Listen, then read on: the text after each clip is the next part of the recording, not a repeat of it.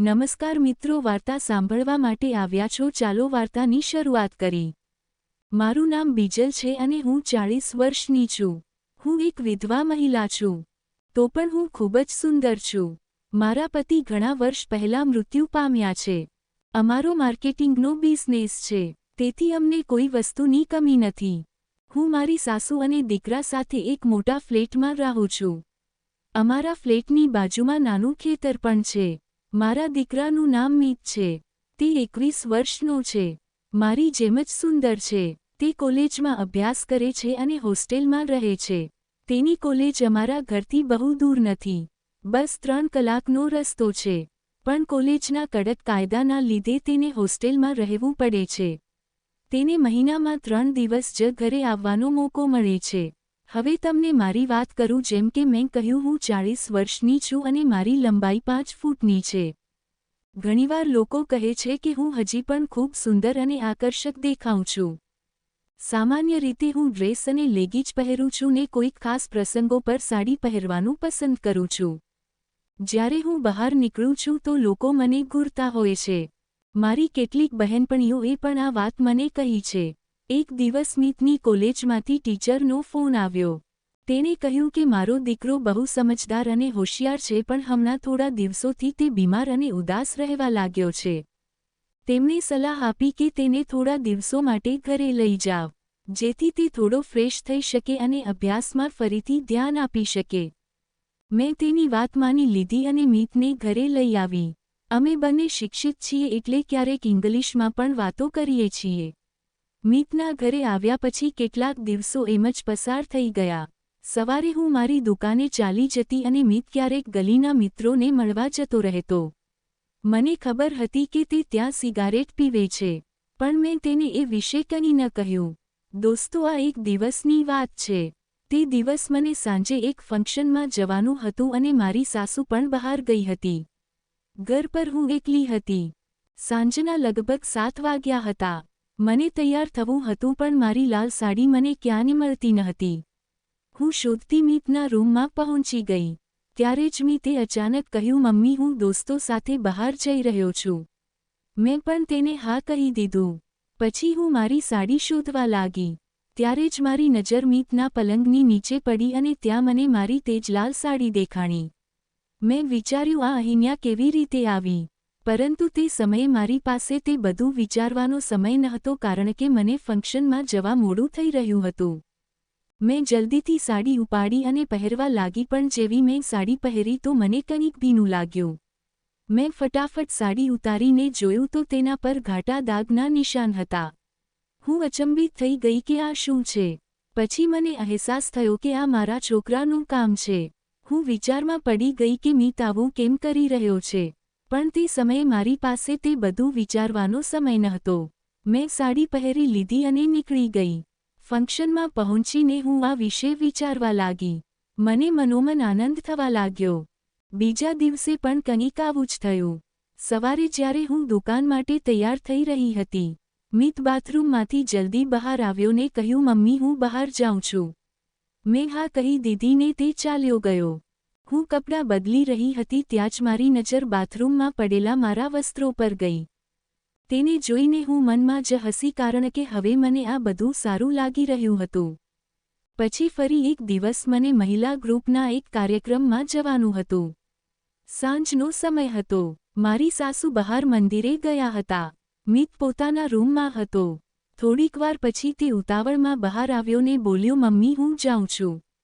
મેં તેને જવા દીધો। તેના ગયા પછી મેં તેનો પલંગ સાફ કરવા માટે ચાદર અને તકિયો ઉપાડ્યો, ત્યારે મારી નજર તકિયાની નીચે પડેલી મારી નિકર પર ગઈ। હવે આ બધું મને સાચે બહુ જ પસંદ આવવા લાગ્યું હતું। હવે મને સમજાઈ રહ્યું હતું કે મીત કેમ પરેશાન રહેવા લાગ્યો છે। હવે તે યુવાન થઈ રહ્યો છે, પણ મારા કપડાં શા માટે ઉપયોગ કરે છે? આ સવાલ વારંવાર મારા મનમાં આવી રહ્યો હતો। પછી મેં વિચાર્યું કે હું પોતે જ મારી પસંદના કપડાં એના રૂમ અથવા એની આજુબાજુ મૂકી દઉં। થોડાક દિવસો પછી રવિવારની બપોરે મેં નિર્ણય કર્યો કે આજે દુકાન પરથી જલ્દી ઘરે આવી જઈશ, કારણ કે સાંજે મારી સાસુ મંદિરે જાય છે। મેં દુકાન પર કામ કરવાવાળા માણસોને કહી દીધું કે આજે હું વહેલી ઘેર જવાની છું ને કદાચ પાછી નહીં આવી શકું। તો તમે દુકાન સંભાળી લેજો. આજે સાંજે મેં કંઈક નવું કરવાનું વિચાર્યું. હું છુપીને મિતના રૂમમાં ગઈ. કપડાં બદલ્યા ને મારા વસ્ત્રો ત્યાં જાણી જોઈને મૂકી દીધા. તે જોવા માટે કે તે શું કરે છે. પછી હું મારા કામમાં વ્યસ્ત થઈ ગઈ. બપોરે મેં જોયું તો મિત પોતાના લેપટોપમાં કંઈક જોઈ રહ્યો હતો. પોતાના ક્રિકેટના બેટને ઘસી રહ્યો હતો. મને થોડું વિચિત્ર લાગ્યું. મેં વિચાર્યું કે તે યુવાન છે, શું કરી રહ્યો હશે. પછી હું મારા કામમાં લાગી ગઈ. હવે સાંજના 7 વાગી ગયા હતા. મારી સાસુ મંદિરે વહી ગયા. ઘરમાં ફક્ત હું અને મિત હતા. આ તકને જોઈને મેં વિચાર્યું કે આજે કંઈક અલગ કરું. મેં એક ફિટિંગવાળી જોરદાર સાડી પહેરી. પછી અરીસામાં પોતાને જોઈ. આછી ગુલાબી રંગની લિપસ્ટિક લગાવી. કપાળ પર બિંદી લગાવી અને વાળ ખુલ્લા છોડી દીધા. સાચું કહું તો હું ખૂબ જ સુંદર લાગી રહી હતી. ત્યારે જ મિત આવ્યો અને મને જોઈને સ્તબ્ધ થઈ ગયો. તેને મને ઉપરથી નીચે સુધી જોઈ અને થોડાક સમય સુધી જોતો જ રહ્યો. મેં કહ્યું, અરે બેટા, આમ શું જોઈ રહ્યો છે? ચા પીશ? મિતે જવાબ આપ્યો, નહીં, હું બહાર હોટેલ પર પી લઈશ. મેં કહ્યું, નહીં બેટા, એવું નહીં ચાલે. આજે તું મારી સાથે ચા પીશ. અને મને ખબર છે તું સિગારેટ પીવે છે. જો તારે પીવી હોય તો તારા રૂમમાં પી લેજે. પછી મેં કહ્યું, ચાલ બેટા, ગેલેરીમાં જઈને ચા પીએ. અમે બંને ગેલેરીમાં ગયા. મેં તેને કહ્યું, મિત, તને કોઈ પરેશાની તો નથી ને? તેને કહ્યું, મમ્મી તમે છો તો મને શું પરેશાની હોય? મેં કહ્યું, હું તારી મમ્મી છું. તું મને કંઈ પણ કહી શકે છે. કદાચ હું તારી મદદ કરી શકું. પરંતુ તેને કંઈ ન કહ્યું. અમે બંને ચૂપચાપ ચા પીતા રહ્યા. સામે જ અમારું ખેતર હતું અને ત્યાં એક નાનકડી ઝૂંપડી દેખાઈ રહી હતી. ત્યારે ત્યાં એક કૂતરો કૂતરી આવી ગયા. થોડીવાર પછી તે આનંદ કરવા લાગ્યા. મિત બહુ ધ્યાનથી તેને જોવા લાગ્યો. મેં અચાનક કહ્યું, મિત સંભાળતો. પણ તેણે સંભાળ્યું નહીં. તેનું ધ્યાન તો સામે ચાલી રહેલા કાર્યક્રમમાં જ હતું. ત્યારે મેં જોરથી કહ્યું, મિત, તું મારા કપડાં સાથે જે કરે છે. તે સ્તબ્ધ થઈ ગયો અને બોલ્યો, હા. ત્યાર પછી થોડીવાર માટે ગભરાઈને મારી તરફ જોવા લાગ્યો. મેં કહ્યું, અરે સાફ સાફ બોલ, મારે સત્ય જાણવું છે.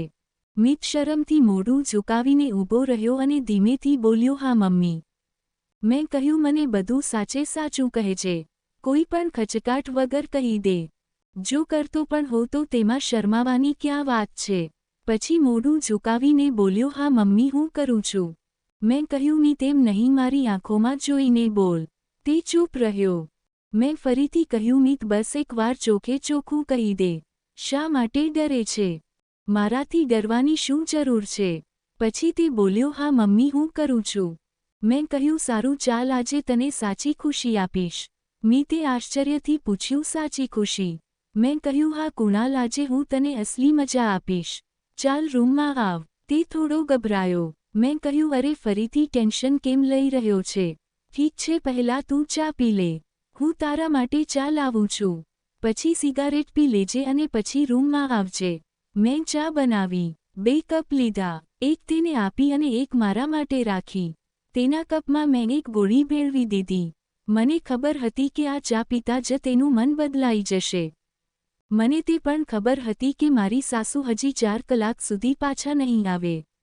આજે મંદિરે સત્સંગ ચાલી રહ્યો હતો અને ભજનોનો અવાજ આખી બિલ્ડિંગમાં ગુંજી રહ્યો હતો. ચા પીતા પીતા મેં ઘરના દરવાજા અને બારીઓ બંધ કરી નાખી. પડદા પણ પાડી દીધા. ફક્ત કિચનમાં લાઇટ ચાલુ હતી કારણ કે બહાર હળવો વરસાદ વરસી રહ્યો હતો અને અંધારું છવાયેલું હતું. કિચનમાંથી આવતો હળવો પ્રકાશ રૂમ સુધી પહોંચતો હતો. ચા પીધા પછી મિત બાલ્કનીમાં સિગારેટ પીવા લાગ્યો. મેં તેને અવાજ દીધો, મિત બેટા, આવી જા, હું તારી રાહ જોઈ રહી છું. તે અંદર આવ્યો. હું પલંગ પાસેની દિવાલને અડીને ઊભી હતી. મિત મારી પાસે આવ્યો અને મને જોવા લાગ્યો. મેં તેનો હાથ પકડ્યો અને તેને મારી પાસે ખેંચી લીધો. નીચે સત્સંગ અને ભજનનો અવાજ હતો. અને ઉપર અમારા વચ્ચે એક અલગ જ માહોલ જામી રહ્યો હતો. લગભગ 3 કલાક સુધી અમારો કાર્યક્રમ ચાલતો રહ્યો. આજે ઘણા વર્ષો પછી મને પરમ આનંદની અનુભૂતિ થઈ રહી હતી. ઘણા દિવસના ભૂખ્યા માણસને ભાવતું ભોજન મળે અને જે આનંદ થાય તેવો અહેસાસ આજે હું અનુભવી રહી હતી. થોડીવાર પછી અમે શાંત થયા. મિત પણ બહુ જ ખુશ હતો કારણ કે આજે મેં તેને જીવનનું અસલી સુખ આપ્યું હતું. હું પણ ઘણા વર્ષો બાદ આટલી ખુશ થઈ હતી. થોડીવાર પછી મિત બોલ્યો, મમ્મી હું થોડીવાર માટે બહાર જાઉં છું. મેં કહ્યું, હા બેટા જા, થોડો ફરી આવ. તારા દાદી પણ હવે આવતા હશે. થોડીવાર પછી મારા સાસુ સત્સંગમાંથી આવ્યા અને કહ્યું, આજે હું નીચે મીના બહેનના ઘેર રોકાઈ જઈશ. તે આજે એકલા છે. તેનો દીકરો અને વહુ બહાર ગયા છે. મેં તરત જ હા કહી દીધી. હવે હું મનોમન ખુશ થઈ રહી હતી. સંયોગથી આજે રાત્રે ફરીથી હું અને મિત એકલા હસી. મેં તરત મિતને મેસેજ કર્યો, મિત બેટા બહુ સારા સમાચાર છે. આજે રાત્રે ઘરમાં ફક્ત આપણે બે જ છીએ. તારા દાદી નીચે પડોશીના ઘરે રોકાશે. મિતે જવાબ આપ્યો, મમ્મી બહુ જ સારું, આજે તો મજા આવશે. મેં લખ્યું, હા બેટા આજે તો દિલ ખોલીને મજા કરશું. તેને જવાબ આપ્યો, મમ્મી એક વિનંતી છે. મેં પૂછ્યું, શું બેટા? તેને લખ્યું, મમ્મી એક ચીજ કરીશ. મેં કહ્યું, હા બોલ શું? પછી મેં ફરીથી કીધું, આવતી વખતે વ્હિસ્કી પણ લેતો આવજે. આજે પીશું. મને ખબર છે તું દોસ્તો સાથે પીવે છે. મિતે કીધું, હા મમ્મી જરૂર. પછી તેને લખ્યું, મમ્મી આજે તું મારી સાથે સિગારેટ પણ પીશ. મને ખબર છે તું પણ સિગારેટ પીવે છે. મેં લખ્યું, હા બેટા તું જેમ કહીશ તેમ જ થશે. પછી હજી એક મેસેજ કર્યો, હું તને એક ખાસ સિગારેટ પણ આપીશ. રાત થઈ ચૂકી હતી. સાસુ નીચે પડોશીના ઘરે ગયા હતા. રાત્રિના 11 વાગી ગયા હતા. મેં મિતને મેસેજ કર્યો, બેટા ક્યાં છો? તેને જવાબ આપ્યો, મમ્મી રસ્તામાં જ છું. એક દોસ્ત મળી ગયો હતો એટલે થોડીવાર લાગી ગઈ. મેં લખ્યું, ઠીક છે. તેને ફરી લખ્યું, મમ્મી આજે હળવું ખાવાનું ખાશું. મેં કહ્યું, ઠીક છે ખાશું, જેમ તું કહે તેમ. પછી મેં મેસેજ કર્યો, આજે તું તારા પપ્પાની જગ્યા લઈ લે. આ મંગળસૂત્ર મને પહેરાવી દે. મિતે કીધું, હા મમ્મી હું પહેરાવીશ. પણ તું મને બેટા કહીને જ બોલાવજે. મેં લખ્યું, હા બેટા હું તને મારો દીકરો જ કહીશ. તેને જવાબમાં એક સ્માઇલ મૂકી. થોડીવાર પછી તે ઘરે આવ્યો. સાથે પીઝા લાવ્યો હતો અને વ્હિસ્કી, વાઇન અને બિયર પણ હતી. મેં કહ્યું, પહેલાં તું ફ્રેશ થઈ જા. હું પણ હમણાં જ તૈયાર થઈને આવું છું. મેં કપડાં બદલ્યા અને ડાઇનિંગ ટેબલ સજાવી. ત્યાં સુધીમાં મિત પણ આવી ગયો. પછી અમે સાથે પીવાનું શરૂ કર્યું. પહેલા વાઇન લીધી, પછી વ્હિસ્કી પીધી. હવે અમે એકબીજાને જોઈ રહ્યા હતા. મેં મારું મંગળસૂત્ર કાઢ્યું અને મિતને આપ્યું. અમે હજુ વધારે વ્હિસ્કી પીધી. પછી અમે મીણબત્તીના પ્રકાશમાં ડિનર કર્યું. હળવું હાસ્ય, ગ્લાસની ટકરાહટ અને મીણબત્તીનો હળવો પ્રકાશ માહોલને ખાસ બનાવી રહ્યો હતો. કદાચ વ્હિસ્કીનો નશો હવે ચડી રહ્યો હતો. મિતે મારો હાથ પકડ્યો અને હલકો દબાવ્યો ને બોલ્યો, તને ખબર છે જ્યારે તે મને મંગળસૂત્ર આપ્યું તો મને લાગ્યું કે તે મને હંમેશાને માટે અપનાવી લીધો. મેં તેની આંખોમાં જોયું, ત્યાં કંઈક અનકહી વાતો હતી. મેં ધીમેથી કહ્યું, મિત તું પહેલાંથી મારો છે, તેમાં કહેવાની શું વાત છે? તેને મસ્તીમાં કહ્યું, મને સારું લાગી રહ્યું છે, જાણે હું હવામાં ઉડી રહ્યો છું. અમે બંને હસી પડ્યા. મિતે મને ગળે લગાડીને બોલ્યો, તું સાડીમાં બહુ જ સુંદર લાગે છે. મેં માથું ઝુકાવ્યું અને તેને ગળે લગાડી દીધો. મીણબત્તીનો પ્રકાશ, હળવું સંગીત અને અમારા દિલોની ધડકનો જ અમારી વચ્ચે હતી. તે રાત્રે ચાંદ પણ પોતાની ચાંદની વિખેરી રહ્યો હતો. જેમ તે અમારી આ ખાસ રાત્રિનો સાક્ષી બનવા માંગતો હોય. હવા પણ અમારી ખામોશીમાં કંઈક મધુર સંગીત ગાતી હતી. મેં મિતના ખભા પર માથું રાખ્યું અને કહ્યું, આ રાત્રિ ક્યારેય ખતમ ના થાય. તેને મને વધારે પાસે ખેંચી અને બોલ્યો, એવું જ થશે. તે રાત અમારા જીવનની હંમેશાને માટે યાદગાર રાત બની ગઈ. પછી અમે આખી રાત મજા કરી. અમારો કાર્યક્રમ આખી રાત ચાલ્યો. અમે આ કાર્યક્રમમાં અનેક પ્રકારની રમતો રમ્યા અને અનેક પ્રકારના દાવો શીખ્યા. આવી જ વાર્તા સાંભળવા માટે ચેનલને સબસ્ક્રાઇબ કરજો દોસ્તો. ધન્યવાદ.